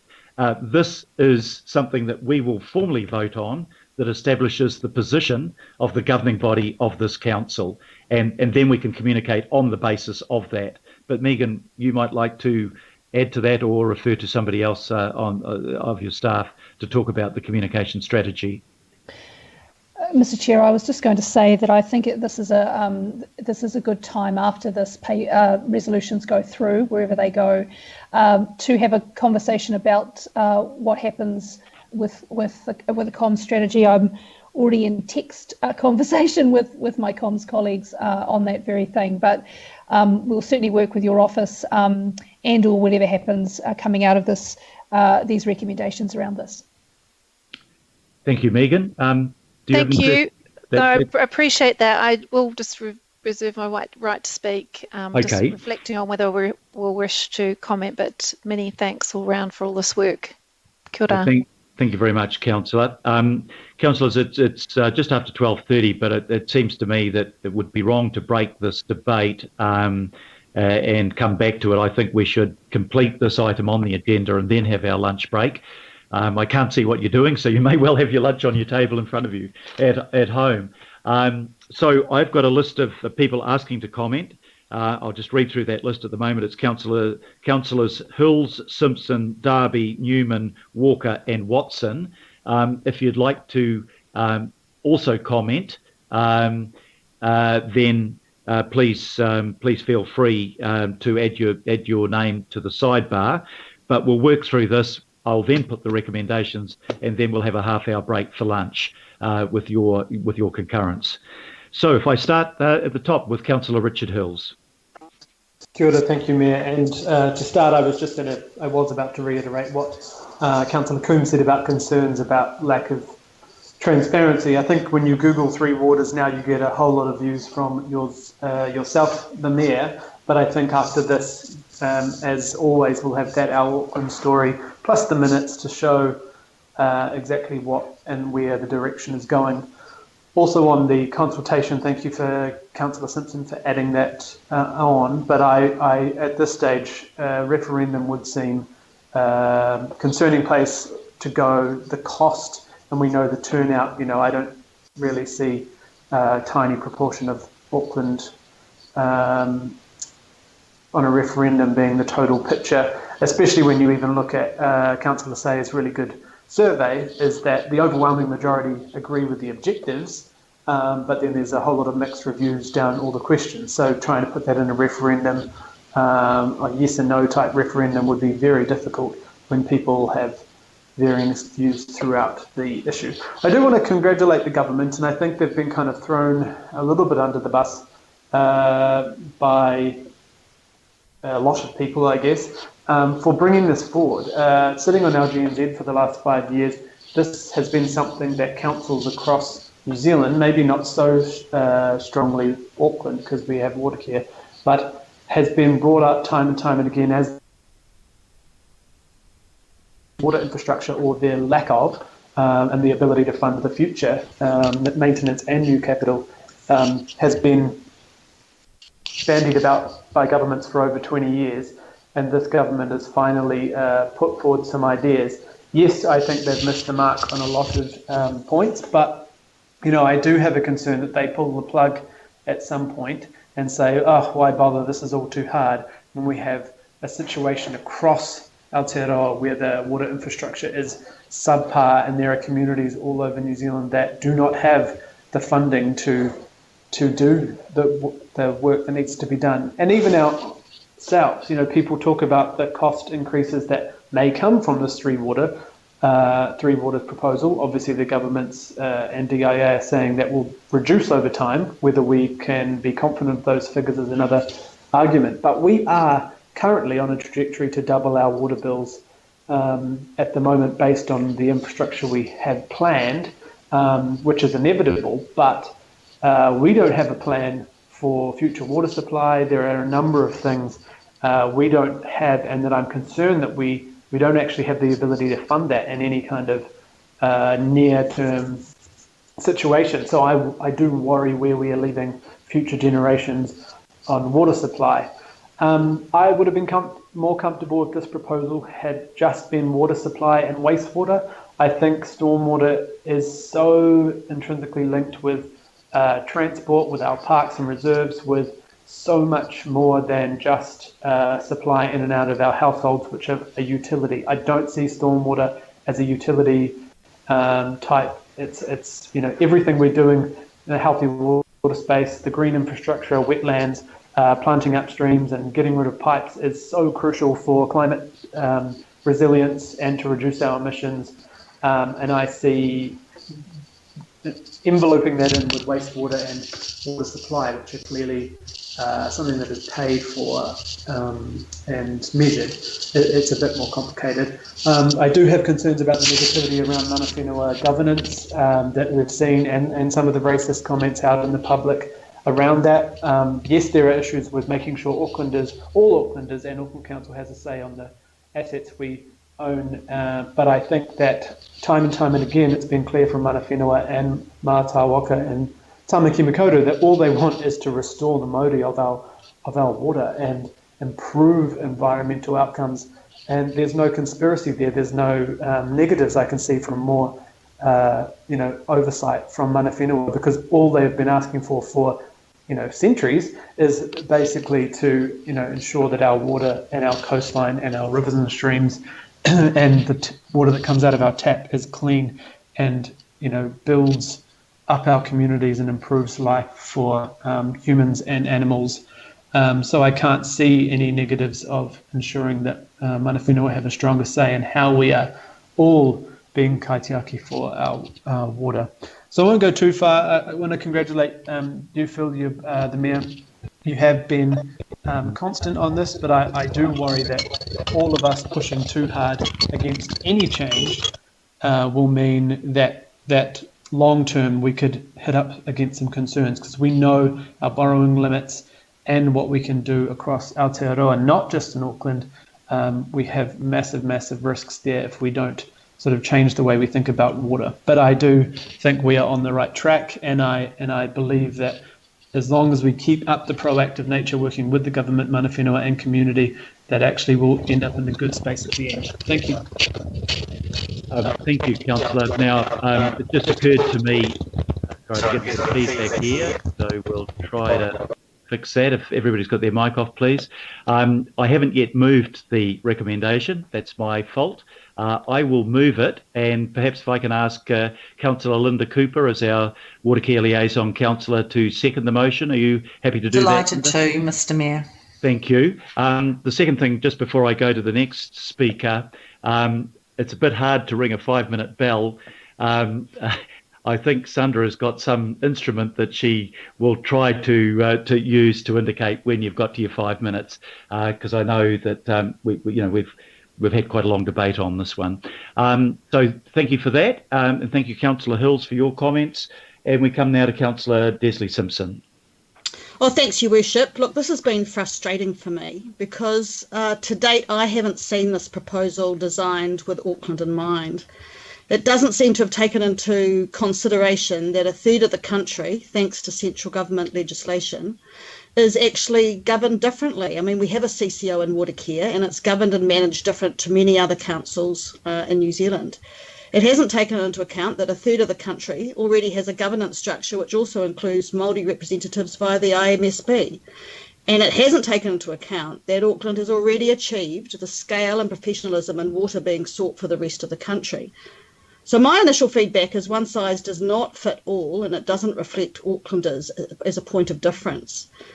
Look, water care in the way it's governed already provides a proven model, and I believe can provide a centre for excellence for other water services. I support the formalisation of our initial feedback, noting it is initial only. Mayor, I want to acknowledge you for your work on this. Look, you have thanked your staff, and that is absolutely deserved. But in my opinion, you have absolutely put the interests of Auckland before your natural political allegiance. I also thank you for including my recommendation for consultation in O. This is key, and if anything, it's the most important part of the recommendations. Your Worship, whilst you have lived and breathed this, Auckland hasn't heard a lot about our stance on this, so I absolutely support the public documentation around the paper, our recommendations, along with your letters and responses to the Minister. I'm certainly not prepared to support handing over in excess of $10 billion of our assets on behalf of the people of Auckland to get considerably less than 50% of governance. Look, I've got a lot of concerns around Jay, including the mana whenua stuff, but that's what they're there for, to continue talking. I'm worried about the fact that this might be mandated, so I strongly support staying at the table for discussion. In conclusion, I think this initial set of recommendations gives Aucklanders confidence that we are not in agreement of the Three Waters governance structure in its current form, that we will keep talking to central government about our concerns on behalf of the communities and residents of Auckland, and will, without doubt, consult with Aucklanders before any final decisions are made as to our views on the government's final proposal. Thank you. Thank you very much, Councillor Simpson. We now come to Councillor Chris Darby. Thank you, Mayor. Look, this has been a lot of hard yards. I do acknowledge you and the team, Mayor, for the work. At times, I've questioned where you've been going, Mayor. But look, I think we've all been raising a lot of questions about this enormous issue. I guess at the outset, I do reflect on the enormity of the issue.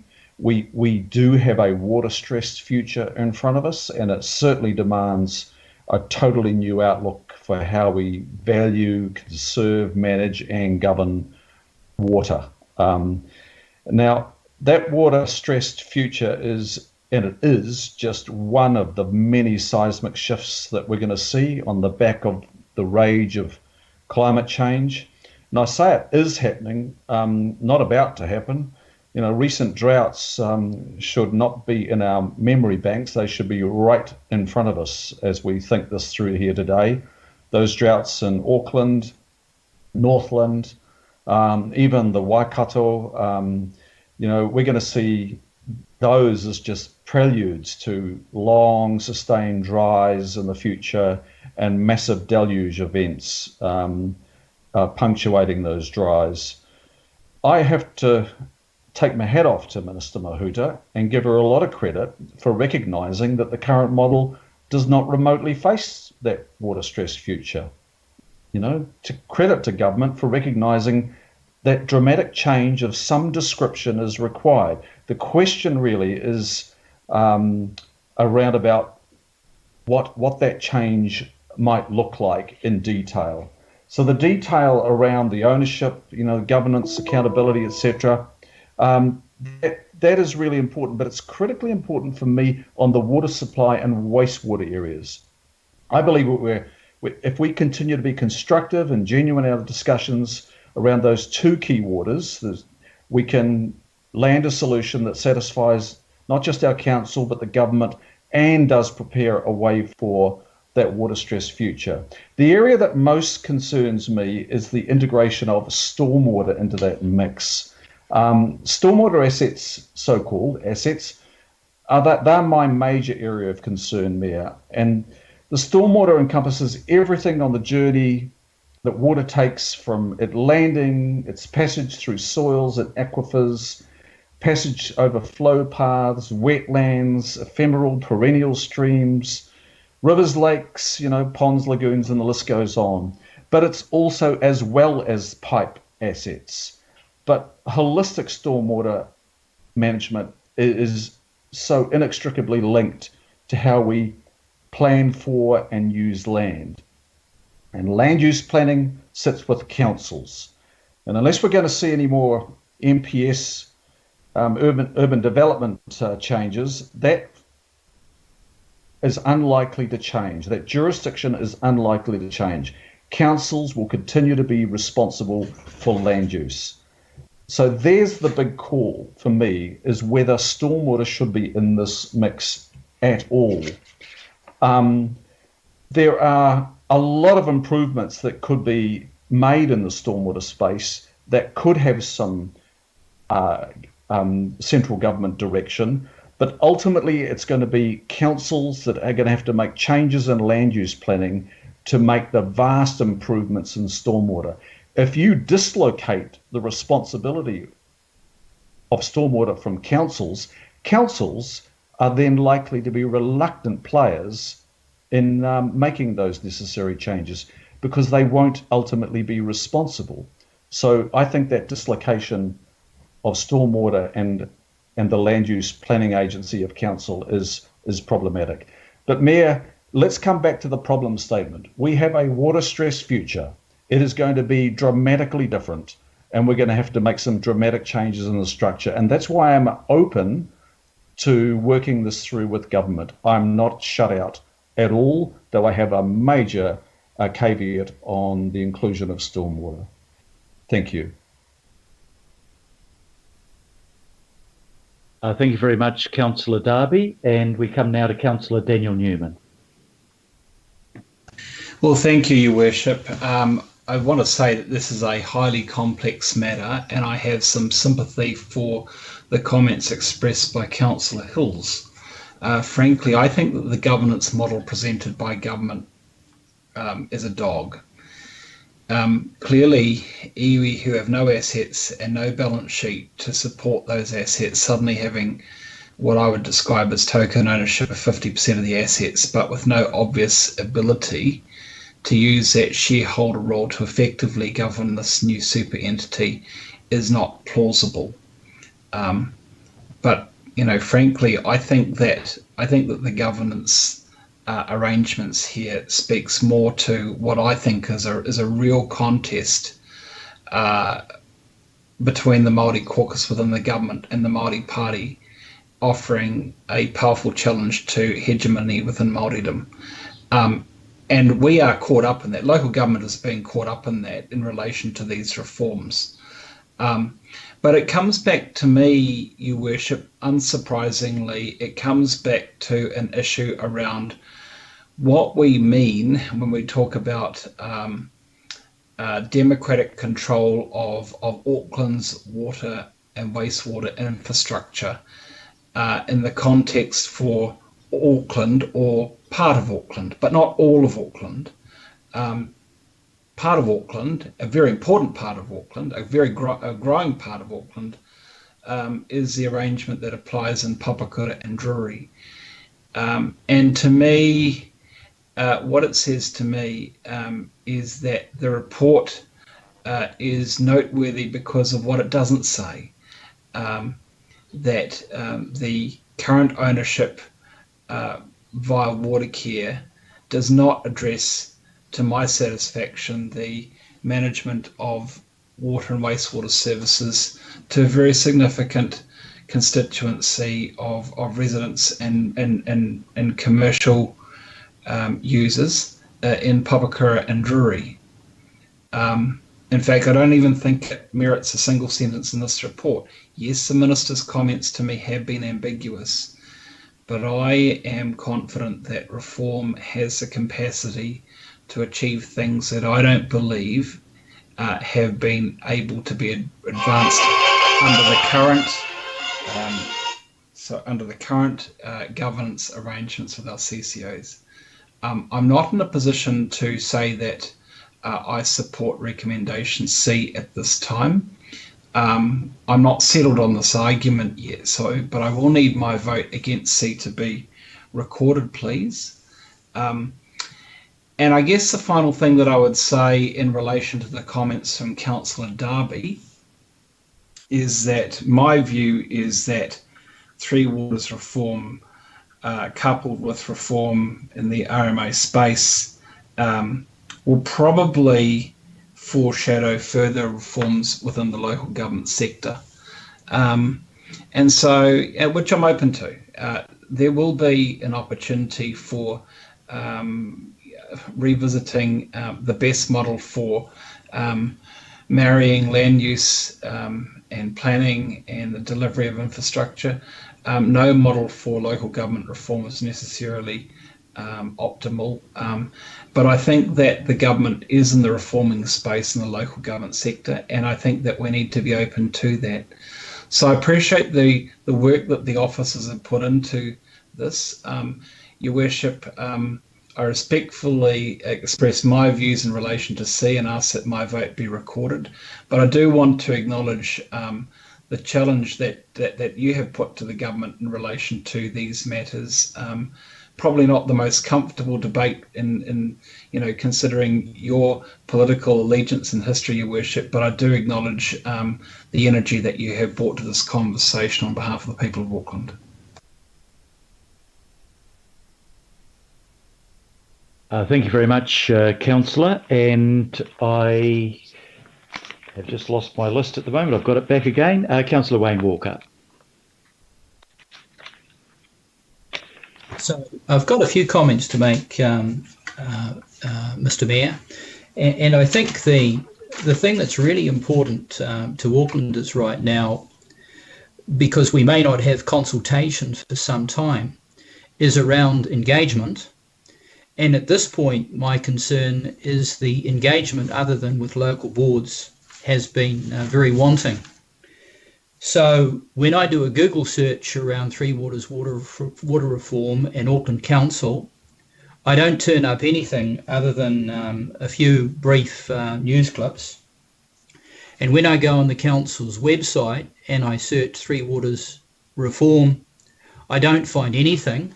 And I know we can talk about agendas in minutes, but almost always they don't turn up through search engines, either through the Auckland Council search engine, unless you actually search via agendas and minutes, and most people won't be doing that, they'll be using things like Google. So even though we may not have a defined position, and that position may change, we should nevertheless be informing Aucklanders so that they are capable of engaging politically with the government, because this is their water. They have paid for it. We're getting a whole lot of emails from Aucklanders that certainly indicate that there's widespread concern, and I would suggest that if we were engaging with Aucklanders, they would be much more concerned than what they are now, because in point of fact, they're largely ignorant. So that was the reason for the amendment.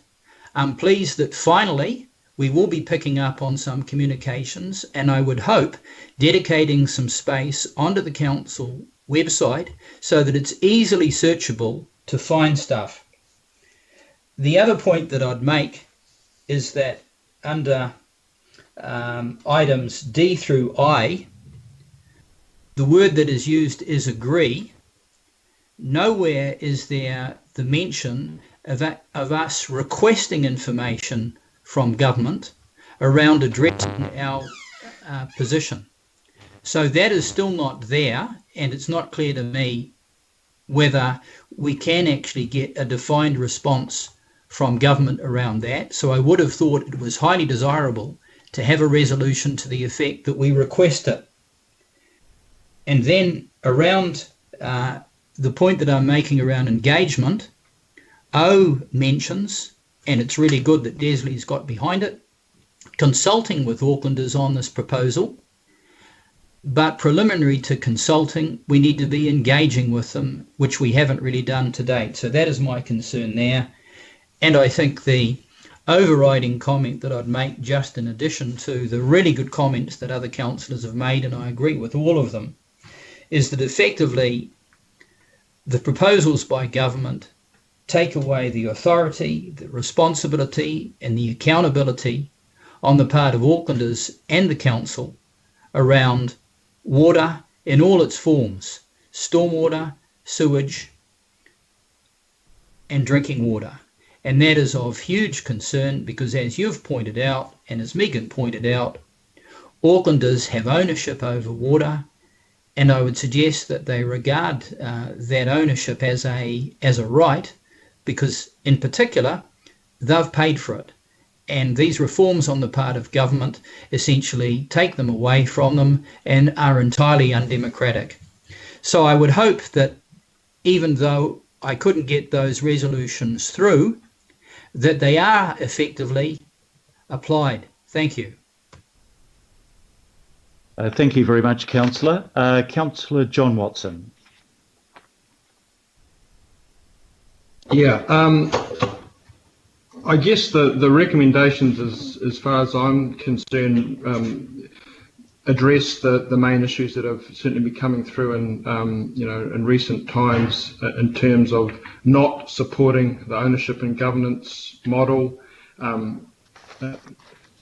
agreeing to consult with the public, and I guess most importantly in terms of an overall position is maintaining the request or the desire that ultimately it should be the local authority who opts in or opts out. So I certainly think that's striking a chord with my constituents that are contacting me, and I think that's important because the more we learn about these proposals, and there's information in this report today that adds further to that, the more questions really have to be asked. I mean, if I just sort of take one at random, but it is quite important, is the whole Wicks modelling assumption, and in particular the comparison with Scotland is almost a like for like, which really just doesn't stack up, and certainly farriers Weir and Becker have said that, but if anyone with a passing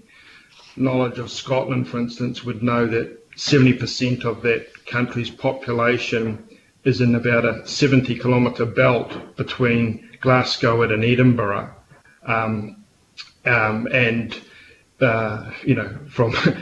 Auckland, just Auckland by itself, it's nearly same distance from the city up to Warkworth. So the notion, given the density of population in Scotland, which is about 3.5 of their 5 million in that one very confined area, you would think would really reflect different cost regimes that, if applied to New Zealand as a whole, would result in slightly more costly analyses than we were given through that works report. So I just mentioned that in passing, and I think certainly with our public, there will be a sense of once bitten, twice shy in terms of those sorts of assurances as it goes to cost. I mean, not least of which, if we take the super city as an example of that, people, the one recurring comment you get there as well, we were told it was going to cost us less, that there'll be savings to ratepayers.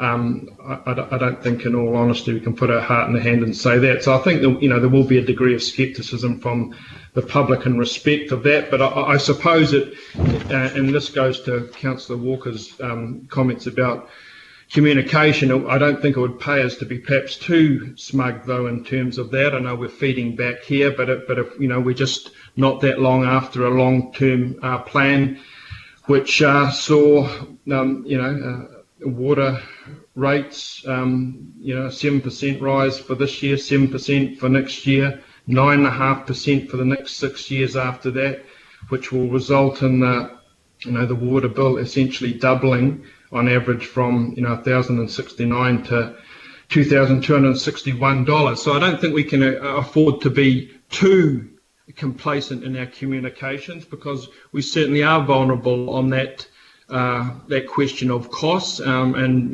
people will be becoming increasingly aware of that as those fairly hefty increases come through. We do have well-respected, no lesser figures than former CEO of Watercare, Ravine Judder, talking about this reform package and what it might mean for Aucklanders, and certainly Ravine was very critical. He said, amongst other things, and I'll confine myself to the ones that are perhaps more acceptable to the meeting, is that he finds it ethically wrong that the charging regime that Auckland has imposed upon its ratepayers for these rate increases, and which are attributable in large part to Watercare being constrained by the Auckland Council balance sheet as a whole. Now, I know we make some suggestions in these recommendations that go towards conceivably raising that, if not necessarily addressing it in a kind of formal fashion with the government. But we are vulnerable to factual observations in terms of the cost that we are not so much have been imposing up to now, but what we're certainly looking to impose over the next decade. So I would say in that respect, the communications do have to be very clear with our wider community, not just as it goes to the numerous shortfalls of the government proposals, but also as it goes to the position we're in terms of the cost that we're proposing to impose on ratepayers over the next decade, which are at the heart of some of these concerns of this Wicks report and the government proposals. Thank you. Thank you, Councillor Watson. The next speaker is Councillor Pipacoon. Oh, kia ora, Mr. Mayor. I don't think I was on the comment list yet, so I'm happy to sorry, wait. I just took it from your last, when you were asking the question, that you might want to be added. I can leave you off at this point if you prefer. But I'm just reflecting on my comments. Okay, I'll come back to you last then, in case that you do want to make a comment. Councillor Efeso-Collin. Thank you, Mayor. My comments won't be long. I wanted to begin by thanking the staff. This has been a huge effort by staff, and I admittedly at the beginning of the process and through the discussions didn't have my head around much of it. So it's been good. There's been workshops had. There's been a whole lot to read, and I really welcome the professionalism that in the way in which it's been handled. Also wanted to comment on your activities and your very public interactions on this, Mayor. I think you've done an excellent job in leading the way, and as has been commented by others already, that it means that sometimes you've had to rub up against perhaps some of those who you've worked with previously with your political allegiance. But I think that's great. It's important to show Aucklanders that we've got their interests foremost in our thinking. So well done. I just wanted to make the comment around the public feedback. I like the discussion that's been had and your inclusion of the recommendation for public consultation and engagement. I think I've received a number of generic emails or perhaps general emails that have come through online, and very few emails and discussions amongst people in Manukau.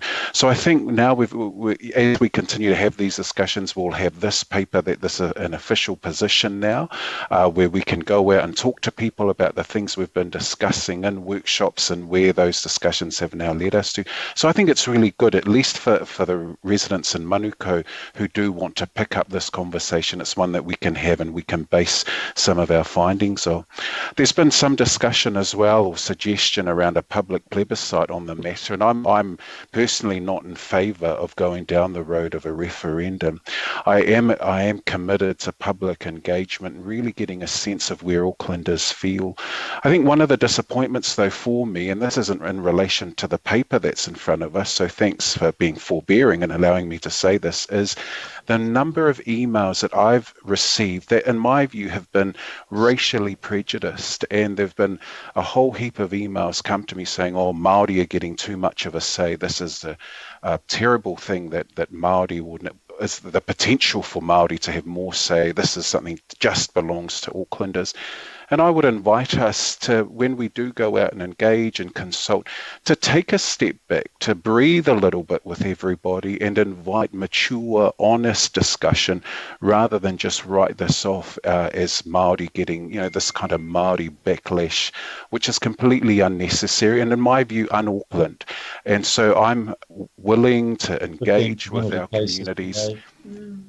And very hopeful that we'll be able to do this in a way that's honest and shows a genuine level of respect for everybody. So I'll be supporting the recommendations as they stand, and am really grateful again to the staff for all that they've done, and look forward to how we go about engaging and having these discussions. Thank you.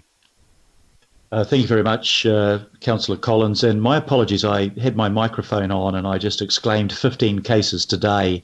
I'm sorry, I didn't mean to put that over the air while you were talking. Thank you very much for those constructive comments, and I've got Councillor Josephine Bartley next. Thank you, Your Worship. My comments probably a bit different from everyone else's. I understand what the government is trying to do. In my simple thoughts, it was trying to make water supply safe for everyone. And I think it's what we as Auckland Council go out there and ask other people to do. When we do projects like innovating streets, we ask people to think big picture and to think of the collective and not so much about how it affects them in their own lives. And I see our response as being very much that. We're just thinking about us as Auckland and how it affects us. And I would like us to think of our role in the collective of the country and the part that Auckland plays in that. But, I get the concerns that are being raised. I get our concerns regarding the governance accountability, because it was the governance accountability through you, Mayor, that was the thing that got the traction regarding this water crisis that we're in, because Watercare wasn't raising the alarm bells with us as urgently as we had hoped they would. So it was through that governance accountability that got some action happening around this drought that we're in. I agree with the sentiments that are being shared about taking this to our public, but again I ask, who's going to respond and who's going to get involved in this? Because I always go back to the relevance of it. For some people, as was mentioned earlier, they are really struggling and they're not really going to, connect to these messages of nominal ownership or the governance accountability. They just need to know how is it going to affect them in the pocket, how is it going to affect their lives, and then also realizing that we have a large number out there who don't pay water rates. So how are they going to be involved in this discussion, and why would they be? But I get the emails that are coming through and what people are saying to us and the concerns they're raising, which is why I will go ahead and support these recommendations, even though I personally think they are tainted to be a little bit negative. But I'll go ahead and support it because I do respect the work that the officers have done. I would like us to work together more with the government on this as opposed to negotiating our own positions. Big difference between the two approaches. In terms of the communications that go out there, I hope our communications is going to be objective to the issues of this whole water reform, as opposed to council putting forward our own agenda and our own position, trying to seek support on that. So that's all I have to say. Thank you. Thank you very much, Councillor. So the final comment is back to Pipacoombe, Councillor Pipacoombe. Thank you, Mr. Mayor, and I will try and keep it brief because there have been some excellent comments made. I do respect all my councillor colleagues and Mayor and how this has come together today and the tremendous work that's gone on behind the scenes. I do recognise that there is a case for reform and that the Minister is responding to issues that have been raised by the sector over many years. It goes back decades that local government has been calling for reforms of water. So do respect the fact that the government's taken on a huge reform agenda, and but it's just unfortunate how it has landed in terms of a lot of misinformation and also just not coming together with council in taking an approach that they just haven't come across as being open to considering all of the very positive, a lot of positive feedback that has gone back to government about how the model could be improved on. And I do feel I also just need to talk directly to those who are, there's a lot of bad actors who are stirring up discontent against the reforms because they're not coming from a place of recognising the treaty or wanting to have a partnership with mana whenua and council, and not looking at the opportunities to strengthen that partnership. And so, a lot of the email correspondence I've received has just been blatantly racist and nasty. So I really hope that as council, we have to strengthen our feedback in terms of place it directly in terms of that we recognise our obligations under the treaty and centre it on that, because we do need to also hear from all voices on these reforms. And at the moment, we're just hearing from one particular sector. I mean, I do think there are some very valid concerns that are being raised, and I think that's captured in the feedback. We know what the outstanding issues are, but we're not hearing from all voices, and in terms of what the opportunities are around these reforms as well. So I do think that's important. Also just wanted to make a comment too about when we look at the reforms being necessary, us as Auckland Council, since the restructuring, have often had, there's been a long list of issues that we have only just now really addressing with water care, particularly around, we haven't had a water strategy, there haven't been direct response to climate change. It's been a model that's been all about growth. It hasn't been, we haven't done well in terms of water resilience.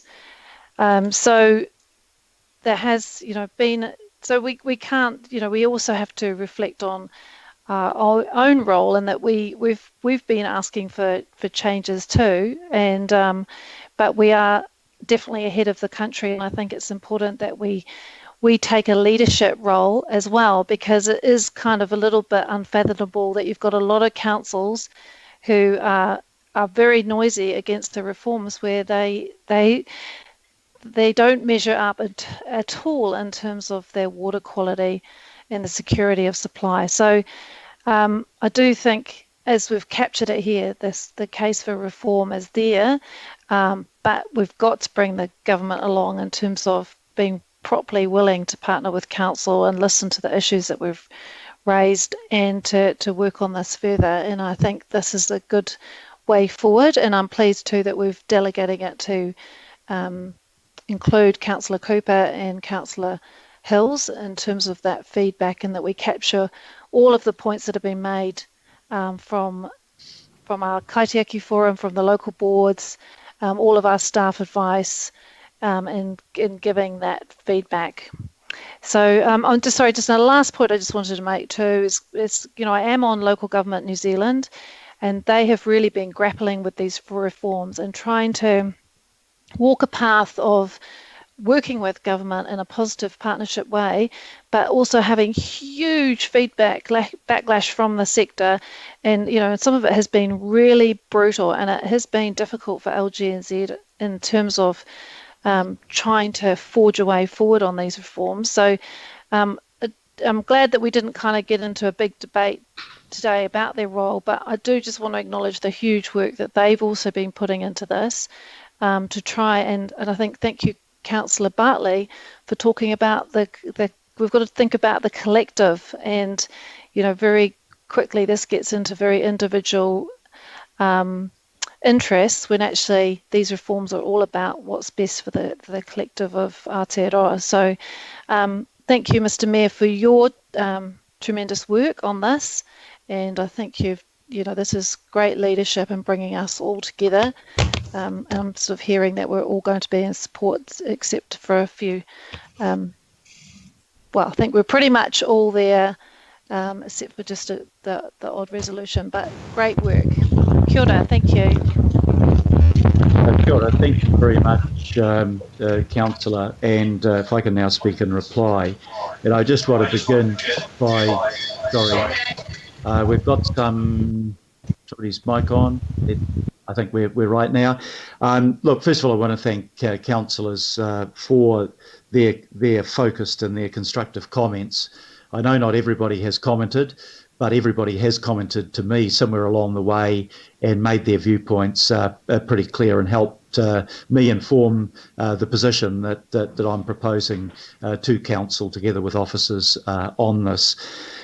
Just want to pick up the question that a couple of people raised about political allegiance. Look, I'm proudly a life member of the Labour Party, but my role as mayor is not to represent a political party. It's to represent the interests of the city that elected me to this position, and I'm sure that that's true of all of you. We come from a whole lot of different political backgrounds, and what we try to do is the right thing for our city and for the right reasons. So who's in government really doesn't matter a whole lot to the principal position that we need to take on what is the right answer and what might not be the right answer to resolve this. Having said that, I don't impute any negative intentions to the government in bringing this reform through. 10 years ago, more than 10 years ago, 12 years ago, when I was part of a cabinet, we were struggling with this issue of poor water quality and inability to invest enough in this area. So along with Deputy Mayor Cashmore, I applaud the government for taking the issue on, and I applaud their objectives, support their objectives, but I don't support the particular model that they're putting up. First of all, on amalgamations, yeah, look, we think that's that you need to have scale in order to deliver effectively and efficiently and get the procurement advantages. But in that sense, the proposed reform doesn't affect Auckland or help Auckland that much because we already have that scale. The reforms, as Councillor Bartley, I think, said, it's about the whole of the country. And yes, there should be universally high quality water standards across our whole country and across our whole city for that matter. But again, I would say on behalf of, the effectiveness of water care has been to provide the best quality water that's available across this country, to provide it efficiently and effectively. I'm not saying they can't improve. They most absolutely can improve. And whatever the outcome of this reform, we will be looking to improve our productivity, to improve our efficiency, to improve the quality of the water. What I don't accept is the criticism that I've sometimes heard that lumps us in with councils that aren't investing enough in water. You all know that we've invested on top of the $11 billion worth of assets that we currently have within water care. We're doubling that asset investment, and we're doubling it for good reason. And when you double the asset base that you've got, that's going to cost money. And the people that pay for that money, regardless of what the nature of this reform might be, will end up being the people that consume the service and the product they provide. So yes, we have to invest for growth. Yes, we have to invest for resilience, because we've seen the impact already of climate change, and that will only increase. And yes, we have to invest to improve the quality of water across the board, including our stormwater and our wastewater. And, you know, we are now tackling the 100-year-old problem of wastewater overflows into our harbours. And we've bitten the bullet on that because we put in place a wastewater, water quality targeted rate. We've bitten the bullet on saying, yes, we are going to invest and have invested in this financial year and last $250 million to ensure that we can continue to supply good quality, reliable water to our city. And yes, we will have to pay for it. Now, if the government looks at all of the options to how we can spread that cost over generations, we can do that, not putting all of the burden of that cost on the next decade. And that's why we say to the government, please work with us with the credit rating agencies, because we believe that there is no risk in you guaranteeing additional investment through water care, because we have a guaranteed source of revenue for a product that is a necessity, for a provider that is a regulated monopoly, and there is no risk in this. This is the safest investment that can be made, and there are other ways of improving the level of investment that we're making. Notwithstanding the huge increase in investment, we could invest more, and we could invest more if the government was to work with us and provide some sort of guarantee. Just want to remind the government as well, this is not a subsidised area by government. We pay for this ourselves. They could look, for that matter, if they're looking at all options, at something akin to transport where they have a financial assistance rate. They could look at providing a guarantee. We can get all of the benefits of reform without giving away governance to ensure accountability and responsibility. And what I am absolutely passionate about is that I can never support something that creates an entity that will not be accountable through elected representatives to the community that it serves. I do not believe that water should become another electricity supply group or a communications group where there is no control. The government can provide all the control they need through their regulator, through the economic regulator and the water quality regulator. But there still needs to be that democratic accountability, and water care wasn't doing everything right. And I think that our government's role in water care and dealing with the drought and with the issues of climate change, etc., have helped that organisation be more responsive to the people of our community. And, you know, we would have to really think very, very carefully about saying it's fine that we remove that governance and accountability requirements, that we effectively lose ownership, because the ownership granted under the initial reform is nominal. It has none of the characteristics of ownership, and the regulatory review group has absolutely no power. We need to retain the requirement that water care, or whatever the water services entity that might be created is, has to give effect to our broader strategies, that we have the right to elect and remove members of the board, that we have the right to approve and to ask for changes in the statement of intent. You know, I know there are some people that say democracy is inefficient and unproductive and expensive. I believe in democracy, and I believe that accountability has to be left there. I want to touch on the potentially contentious issue of the Maori role in water. why has a particular importance to Māoridom, and it is part of their taonga, and I absolutely approve of the concept of te Māori or te wai, the life-giving force of water, and I believe that Māori can have a really important, positive and constructive role in whatever happens in our water strategy and in our water provider.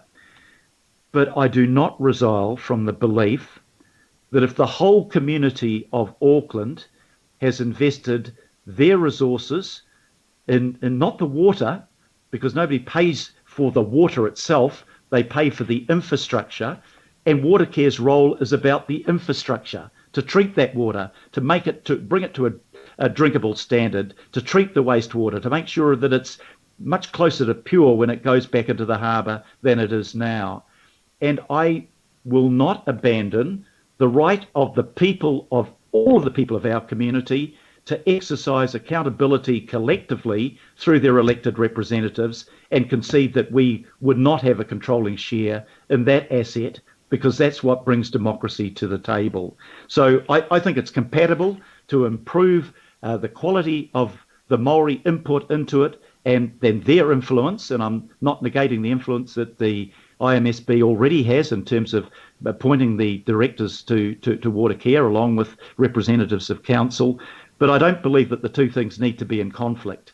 I think we can improve the quality of Māori import and their say, but without giving away the right of the people of the whole community to effectively provide governance for Watercare through their elected representatives.